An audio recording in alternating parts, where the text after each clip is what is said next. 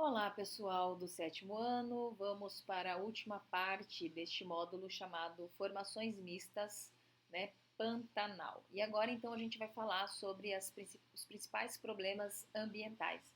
Então, no Pantanal, né, são várias as intervenções humanas que causam a degradação e a gente vai comentar a respeito de algumas. A primeira é desmatamento e mau uso do solo, tá? Que em algumas áreas de atividade agrícola que ocorre de forma mais intensa, provoca então um processo chamado erosão. Além da erosão, vai ocasionar o assoreamento dos rios e córregos e a destruição das nascentes. Outro problema que a gente tem é o uso descontrolado de agrotóxico nas lavouras, né? E despejo de esgoto não tratado ao longo das maiores cidades, né? Gerando então poluição nas águas do rio e do solo. Além disso, nós temos a construção final da hidrovia, né, do Rio Paraguai, que liga ali a cidade de Corumbá e Cáceres, que será uma importante via de escoamento de minérios para aquela região, né, que vai ligar o Brasil, né, para a Argentina, com potencial para escoamento de produção agrícolas também. Olha que bacana. Mas isso pode gerar aí impactos e desequilíbrio aí das águas pantaneiras. Nós temos o problema também de espécies exóticas invasoras, como é o caso do javali, que a gente vai falar daqui a pouquinho. Ele acaba provocando desequilíbrio na teia alimentar, né, dessa região, levando então à perda da biodiversidade local. A gente também tem o problema da caça e pesca ilegal e predatória, que provocam redução, né, da biodiversidade e acabam prejudicando comunidades que vivem da renda da pesca artesanal, por exemplo, tá? E ao que aparece nessa imagem que a gente não poderia dimensionar que são as queimadas devido à ação antrópica. Então nós temos focos de incêndio, né, já foram identificados a partir de queimadas intencionais, justamente para preparar, né, abrir o terreno para a criação de pastos ou acidentes em rodovias, né, que acaba gerando ali um incêndio, problemas com máquinas agrícolas e fogueiras usadas aí para a extração do mel silvestre. Quem conhece um pouquinho sobre apicultura sabe que eles lidam com fogo, né, para espantar ali as abelhas num determinado momento e isso pode, né, num descuido causar incêndio. Os efeitos negativos gerados aí por essas queimadas, né, acabam gerando aí a perda da biodiversidade e vários impactos socioambientais para as comunidades que vivem na região. Essa imagem, na verdade, ela o que é? Uma cena é, que foi muito comum ali em 2020, quando o Pantanal passou por um grande período, né, de incêndio. Foi até difícil, né, apagar aí, saiu na mídia várias vezes, né, falando aí desse problema que a gente estava tendo lá. Bom, agora a gente vai falar de uma espécie invasora em particular, que são os javalis, né, que está lá no tópico, um problema para o equilíbrio pantaneiro. A gente sabe que o javali, que é esse que aparece aqui, ó, ele é um porco selvagem, né, originado da Europa, originado da Ásia e da América e do norte da África. Então ele não é americano. Só que tem um detalhe: eles têm uma carne muito apreciada, né, por nós, seres humanos, por serem mansos, né? Então, quando confinados e por tornarem a criação intensiva, esses animais foram, né, foram transportados para diversas regiões do mundo. Então, a carne é gostosa, eles ficam mansos quando estão confinados. Agora, no ambiente natural, eles já são mais agressivos, né? E se adaptam facilmente, então, a novos ambientes, principalmente aquele na ausência do seu predador natural, ou seja, ele não tem quem vai predá-lo, ele acaba sendo topo de cadeia. Então, no caso dos javalis que foram introduzidos de forma acidentalmente, por terem sido abandonados ou por terem escapados aí dos confinamentos, né, é, figuram entre as 100 espécies exóticas invasoras mais devastadoras para os ambientes naturais. Então, esse bichinho, que de um lado ele pode ser mansinho quando confinado, né? Tem carninha gostosa, mas quando ele está na natureza ele é mais agressivo, tá? Ele vai causar um desequilíbrio. Então, eles são considerados uma praga por provocar graves problemas ambientais, que aí na sequência geram os sociais e na sequência geram os econômicos, né? Então, a gente tem problema aí de tudo quanto é esfera. E olha lá, com quem ele vai competir? Ele vai competir com o cateto e com a queixada. Então, se a gente prestar atenção, aqui no Brasil existem registros de criadouros clandestinos, né, de javalis, além de grupos, né, desses animais vivendo em ambientes naturais, que são os javalis acelvaganados, que a gente chama, né? Ou seja, que já vivem ali no ambiente natural em grupinho.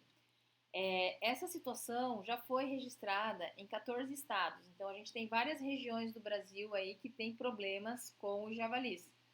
E no caso do Pantanal, a gente tem já relatos tanto no Mato Grosso do Sul quanto no Mato Grosso, tá? Nos ambientes brasileiros, né, em que o javali foi introduzido, a ocorrência de duas espécies nativas. Então, nós temos aqui o cateto e o cateto, né? Deixa eu ver aqui, a ocorrência de duas espécies nativas, conhecida como cateto ou porco do mato, e as queixadas. Queixada já é um animalzinho mais agressivo, tá?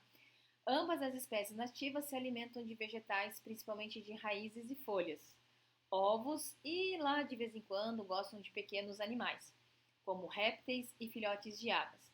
Só que esses hábitos são muito semelhantes aos dos javalis. Só que a diferença é que o cateto e a queixada têm o seu predador natural, o javali já não tem.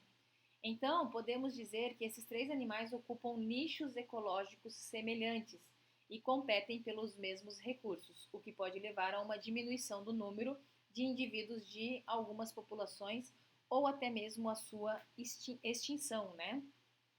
Então, os javalis introduzidos também impactam nas populações de pequenos animais e plantas, nos quais se alimentam, pois contribuem para o quê? Para o aumento no número de seus predadores, tá? Então, isso que acontece.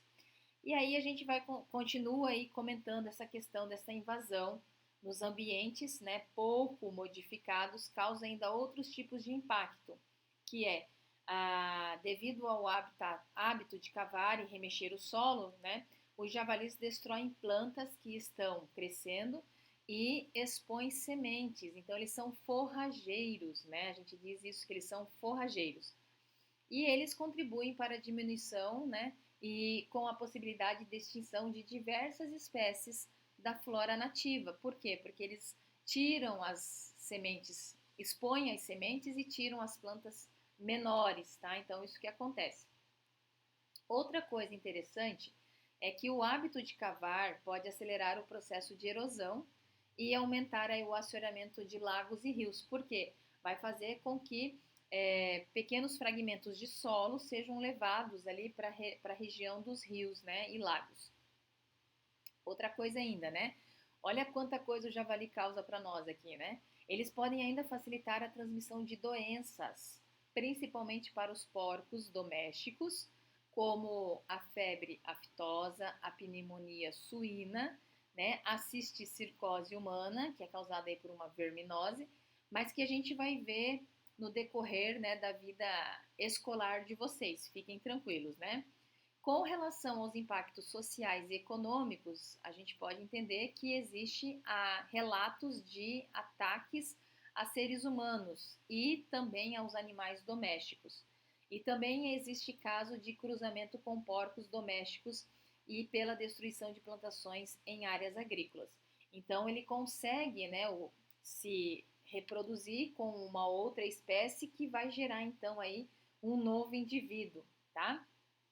Então, é importante a gente tomar medidas, né, apoiadas pelo IBAMA, que na verdade é o Instituto Brasileiro de Meio Ambiente e dos Recursos Naturais e Renováveis, justamente para reduzir esse avanço, né, da população de javalis nas regiões aí brasileiras. Algumas medidas adotadas e indicadas pelo IBAMA seriam Autorização do abate e da caça controlada sem que os animais abatidos sejam destinados à alimentação, né? Porque o que existe? Se for para matar, para comer, pode. Para matar por diversão, não pode. Mas se você fizer aí um acordo, né? Se o IBAMA liberar o abate de caça controlada, tá valendo, né? Além disso, em que os animais são batidos, pois podem portar aí doenças que são transmitidas tanto para os seres humanos quanto para os animais domésticos. Então, o IBAMA, né, pode verificar uma maneira de liberar a caça temporária dos javalis em algumas épocas do ano, por exemplo. Outra medida aqui, ó, aumento da fiscalização de criadores clandestinos. Outra medida, orientação do manejo e do transporte de animais de criadores legalizados, porque às vezes durante o transporte pode ocorrer o problema, né, de se perder e aí você acaba introduzindo na natureza.